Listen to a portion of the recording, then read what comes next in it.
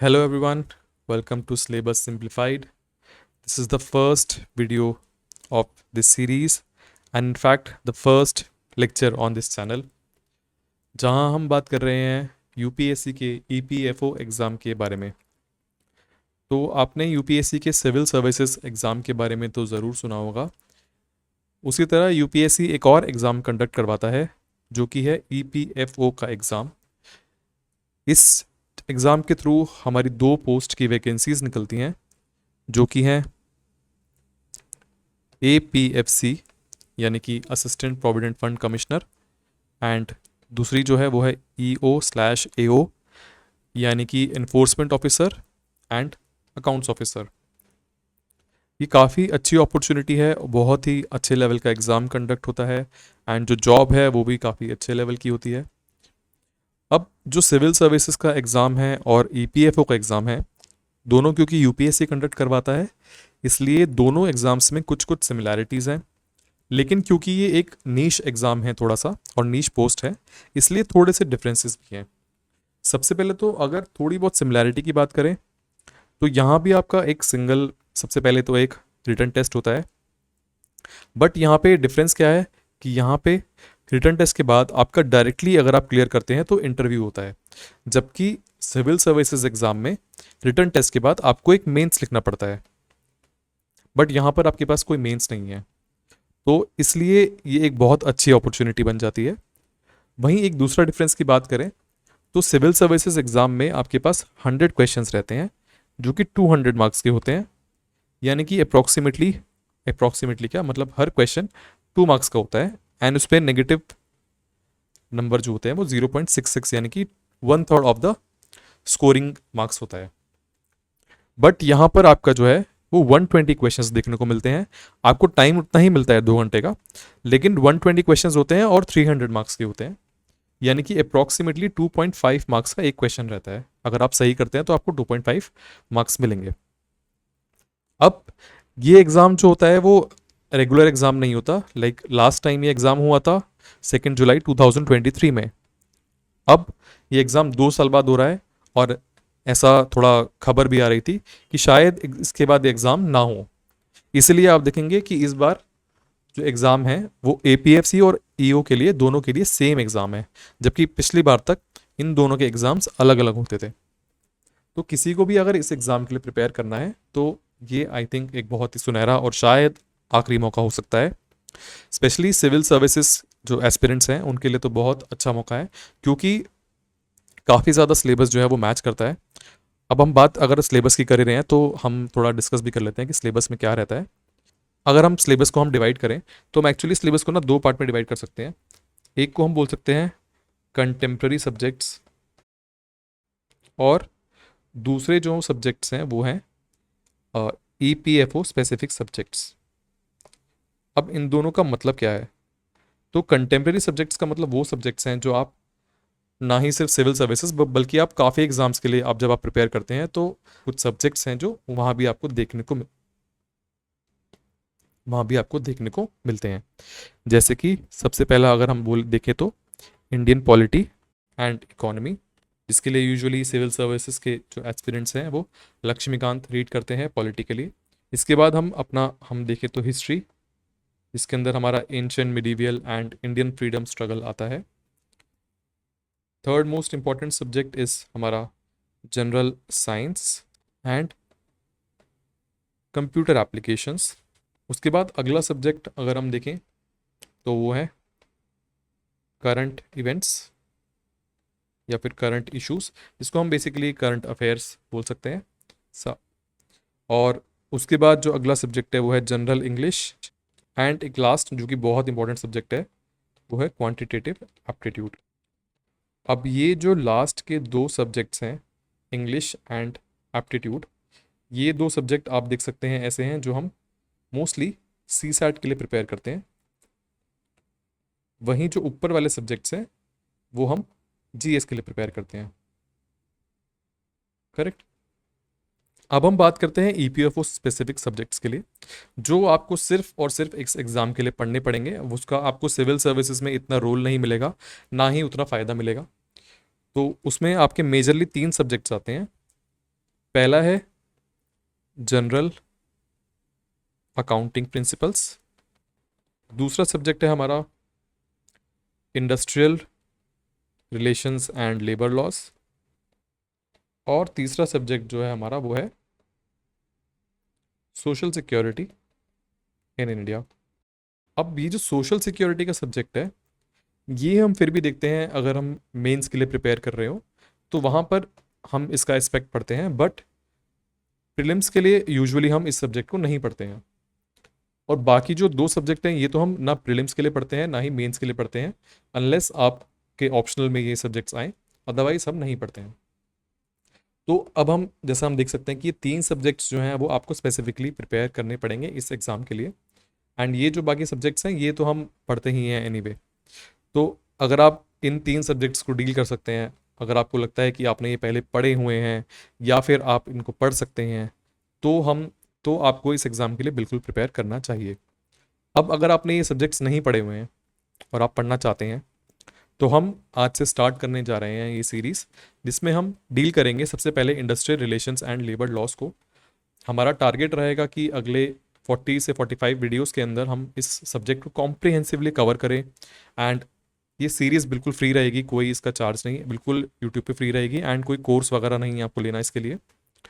तो इसलिए आज हम सबसे पहले स्टार्ट करते हैं industrial relations and labour laws को। तो हम बिल्कुल बेसिक से स्टार्ट करेंगे। तो आज अगर हम सबसे पहले देखें, बिल्कुल ब्रीफ हम आज एक ओवरव्यू लेंगे और डिटेल में हम अगले लेक्चर से देखेंगे। तो सबसे पहले इंडस्ट्रियल रिलेशन क्या होता है, तो हमें हमें पढ़ना क्यों है, पहली बात तो हमें ये जानना चाहिए कि हम इंडस्ट्रियल रिलेशंस और लेबर लॉस को क्यों पढ़ रहे हैं स्पेसिफिकली इस एग्ज़ाम के लिए। तो सबसे पहली बात तो हम जिस ऑर्गेनाइजेशन के लिए ये एग्ज़ाम हो रहा है EPFO, उसका कोर फंक्शन ही है कि वो लेबर वेलफेयर के लिए काम करे और उनकी सोशल सिक्योरिटी के लिए काम करे। तो जब आप उन पोस्ट पे यानी कि इन्फोर्समेंट ऑफिसर या APFC यानी कि प्रोविडेंट फंड कमिश्नर बनेंगे, तो आपका डायरेक्ट इंटरेक्शन होगा इन लॉज से, उनके इम्प्लीमेंटेशन से, लेबर्स के वेलफेयर के काम करने के लिए। तो तब आपको इन लॉज की अंडरस्टैंडिंग को समझना, इन लॉज को डीपली समझना पड़ेगा, इनके प्रिंसिपल्स को समझना पड़ेगा और उनका प्रैक्टिकल एप्लीकेशंस को समझना पड़ेगा। तो इसलिए हमें थोड़ा बहुत अभी एग्ज़ाम के लिए इनको समझना पड़ता है। अभी आपको पहली बात तो ये एग्ज़ाम के लिए इंपॉर्टेंट है, और अगर आप इन फ्यूचर में APFC बनते हैं या फिर इन्फोर्समेंट ऑफिसर बनते हैं, तो भी आपको इन्हीं रूल्स, इन्हीं लॉज का इम्प्लीमेंटेशन आगे करना पड़ता है। तो सबसे पहले बात करें इंडस्ट्रियल रिलेशन होता क्या है, व्हाट इज़ इंडस्ट्रियल रिलेशन। तो जैसा आप यहाँ देख पा रहे हैं, ये एक वेन डायग्राम आपको दिख रहा है कि तीन हमारे पास पार्टीज़ हैं। सबसे पहले एम्प्लॉयर, फिर employees, and third government and unions. तो इन तीनों का जो एक रिलेशनशिप है, एक कॉम्प्लेक्स वेब है, इसको जब हम स्टडी करते हैं इसको बोलते हैं इंडस्ट्रियल रिलेशंस। अब देखो, किसी भी कंट्री में, किसी भी इकॉनमी में, किसी भी सोसाइटी में कुछ इंडस्ट्रीज होंगी जो क्या करेंगी, कुछ प्रोड्यूस करेंगी।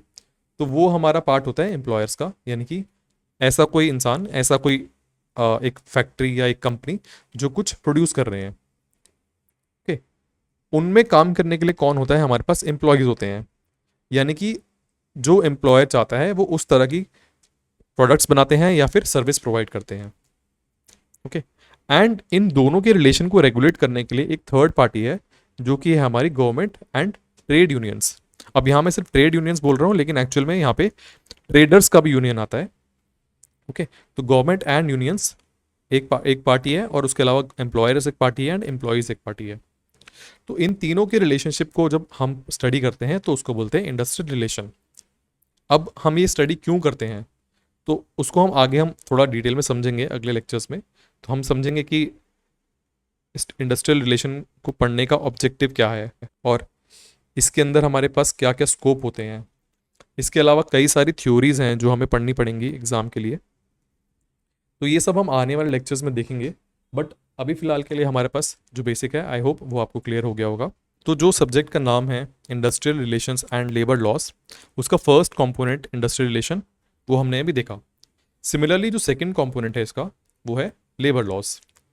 अब लेबर लॉस का क्या मतलब है, लेबर लॉस का मतलब है ऐसे वो लॉस जो लेबर्स और लेबर्स के यूनियंस को, यानी कि जो फैक्ट्री में काम करने वाले लोग हैं, सिर्फ फैक्ट्री ही नहीं बल्कि कहीं पर भी ऐसे लोग जो काम कर रहे हैं, एम्प्लॉयड हैं, उनको रेगुलेट करने के लिए जो लॉज बनाए गए हैं उनको बोलते हैं लेबर लॉज। तो इंडिया में लेबर लॉज कब बने, सबसे पहले कब से उनकी शुरुआत हुई, क्यों शुरुआत हुई, ये सब हम आने वाले लेक्चर्स में डिटेल में देखेंगे।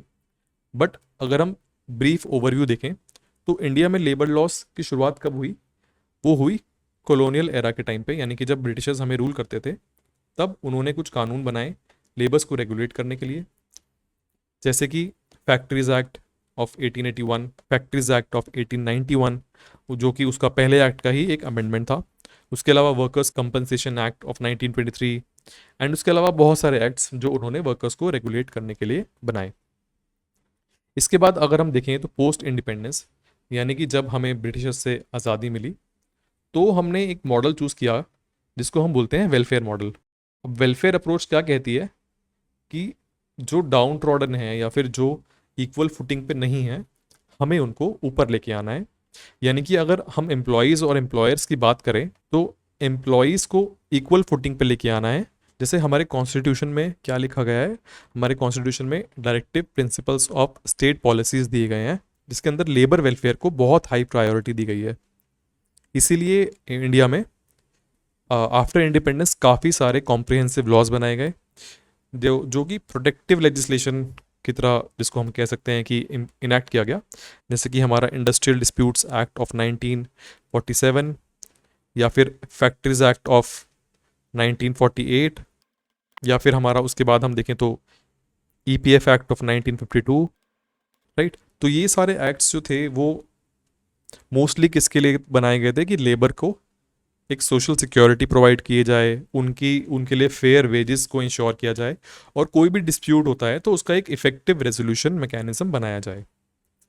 अब उसके बाद थर्ड फेज जिसको हम बोल सकते हैं वो है बिल्कुल रिसेंट के रिफॉर्म्स, जो कि मोस्टली हमारे एलपीजी रिफॉर्म्स के बाद किए गए, जब हमें एक रोबस्ट फ्रेमवर्क की नीड सामने आई।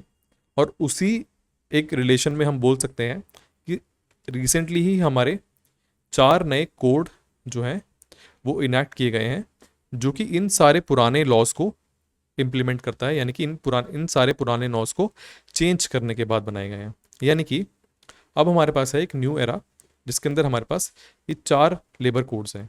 तो आप देख सकते हैं पहले हमारे पास 40 से भी ज़्यादा कॉम्प्लेक्स लॉज थे और उनको अब चेंज करके, यानी कि उन सबको एक तरह से सिंप्लीफाई करके सिर्फ 4 कोड्स में बदल दिया गया है। इसमें है, पहला है कोड ऑन वेजेस, सेकंड है industrial relation code of 2020, third social security code of 2020, and the last one is occupational safety health and working condition code of 2020। अब ये 4 में क्यों ऐसा किया गया है? बेसिकली जितने भी पहले वेजेस से रिलेटेड एक्ट्स थे उन सबको कोड ऑन वेजेस में कंबाइन कर दिया गया है। जैसे पहले हमारे पास था इक्वल रेम्युनरेशन एक्ट, सिमिलरली हमारे पास इंडस्ट्रियल रिलेशन कोड जिसके अंदर हमारे पास कुछ भी डिस्प्यूट होता है या फिर डिस्प्यूट को कैसे सॉल्व किया जाएगा, ट्रेड यूनियंस के बारे में, इन सब को डील करने के लिए हमारे पास पहले जितने भी एक्ट्स थे उनको कंप्रेस करके अब हमारे पास सिर्फ एक कोड है जो है इंडस्ट्रियल रिलेशन कोड। उसके बाद थर्ड जो है हमारे पास वो है कोड ऑन सोशल सिक्योरिटी या फिर सोशल सिक्योरिटी कोड। इसके अंदर जो सोशल सिक्योरिटी बेनिफिट्स मिलते हैं, जैसे कि प्रोविडेंट फंड से रिलेटेड कोई एक्ट है, या फिर मेटर्निटी बेनिफिट से रिलेटेड कोई एक्ट है, या फिर हमारे पास ग्रेचुटी, इन सबको डील करने वाले जितने भी एक्ट्स थे उन सबको कंप्रेस करके हमारे पास क्या बनाया है अब, social security code, right. And last one जो है वो है occupational safety health and working condition code. तो जैसा नाम से पता लग रहा है जितने भी एक्ट्स ऐसे थे जो वर्कर्स की सेफ्टी, उनकी हेल्थ और उनकी वर्किंग कंडीशन पर फोकस करते हैं, उनको हमने इस एक्ट में डाला है, ठीक है। तो आज के लिए हम इतना ही समझेंगे कि बेसिकली हमारे पास हमें क्या क्या इस सब्जेक्ट में पढ़ना है। आपने देखा कि हमने पहले देखा कि इंडस्ट्रियल रिलेशन क्या होता है, सेकंड हमने देखा कि लेबर लॉस हमारे पास क्या है और क्यों है, और उसके बाद हमारे पास अब ये 4 नए लेबर कोड्स हैं। एक डाउट सबके मन में आता है कि क्या हमें ये पुराने लेबर लॉस पढ़ने हैं या फिर ये चारों नए। तो हमें ये पुराने भी पढ़ने हैं और हमें ये नए भी पढ़ने हैं। क्यों? क्योंकि ये जो नए कोड्स हैं चारों, ये अभी प्रॉपरली इम्प्लीमेंट नहीं हुए हैं। इसलिए यूपीएससी ने 2023 के एग्ज़ाम में भी दोनों से क्वेश्चंस पूछे थे, पुराने लॉस से भी और नए वाले कोड्स में भी। तो इसलिए हमारा टारगेट रहेगा कि हम इन सबको कवर करें अच्छे से डिटेल में आने वाले लेक्चर्स में। और हम ये पढ़ क्यों रहे हैं, हम ये भी जान लेते हैं कि हम why should be focus on these subjects, on these topics. तो पहली बात तो बाकी सब्जेक्ट्स के कंपैरिजन में इनकी वेटेज कम है, लेकिन इनकी वेटेज बहुत है। अगर लास्ट फाइनल एग्जाम की बात करें तो 2023 में भी अराउंड 15 क्वेश्चंस जो थे इस टॉपिक से आए थे, industrial relation and labour laws से। तो ये कोई ऐसा सब्जेक्ट नहीं है जो आप इग्नोर कर सकते हैं। आपको एनीवे जब आप सेलेक्ट हो जाएंगे तो आपको ये सब कवर करना ही पड़ेगा आपको, क्योंकि इन लॉस से डील करना है, इनको इम्प्लीमेंट करना है, इसलिए आपको इनको तब भी पढ़ना पड़ेगा। और अभी अगर आपके एग्ज़ाम्स में ये बेनिफिट कर जाएं तो इसलिए आपको अभी इनको पढ़ना ज़्यादा आपके लिए बेनिफिट रहेगा। तो आने वाले लेक्चर्स में हम अभी सबसे पहले हम स्टार्ट करेंगे कि स्कोप क्या है इंडस्ट्रियल रिलेशंस का, एंड उसके बाद हम धीरे धीरे लेबर लॉस को पढ़ेंगे, उनके बैकग्राउंड को कवर करेंगे, और साथ ही साथ हम कुछ कुछ PYQs भी देखेंगे। एंड एंड में हम एक मॉक टेस्ट रखेंगे जिसके अंदर हम सारे EPF से रिलेटेड, इस एग्ज़ाम से रिलेटेड जितने भी इंपॉर्टेंट क्वेश्चंस हैं और इंपॉर्टेंट टॉपिक्स हैं उनको हम दोबारा कवर करेंगे। तो मिलते हैं फिर हम नेक्स्ट वीडियो में। तब तक के लिए make sure you subscribe to this channel, like this video, and because we have just started then just share it with your friends whoever is preparing for UPSC EPFO exam. And आपका कोई भी question या doubt है तो आप comments में ज़रूर डाल सकते हैं, मैं उनको एड्रेस करने की बिल्कुल पूरी कोशिश करूँगा। तो मिलते हैं नेक्स्ट लेक्चर में, तब तक कीप स्टडिंग, कीप ग्रोइंग। जय हिंद।